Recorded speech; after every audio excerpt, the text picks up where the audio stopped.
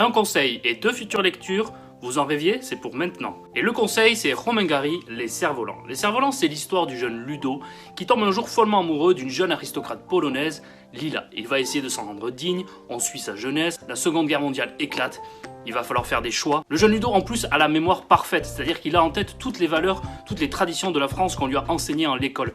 Et puis, il va être guidé pour se rendre digne de cet amour, et puis également pour résister et pour gagner cette Seconde Guerre mondiale et pour défendre ses valeurs par l'image des cerfs-volants.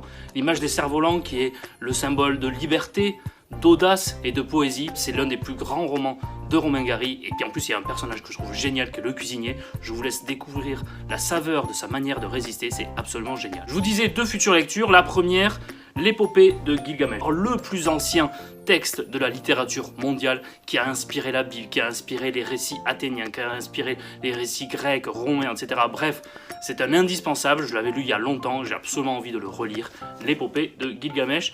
Et autre texte de Jules Michelet qui a écrit sur la sorcière, c'est une image qui le fascine, et à travers l'image, à travers la représentation de la sorcière à travers le temps, c'est la condition féminine que Jules Michelet va explorer du Moyen-Âge jusqu'à l'époque moderne. Voilà pour mon conseil, mes futures lectures. Prenez soin de vous, lisez des livres et à très bientôt, bonne journée.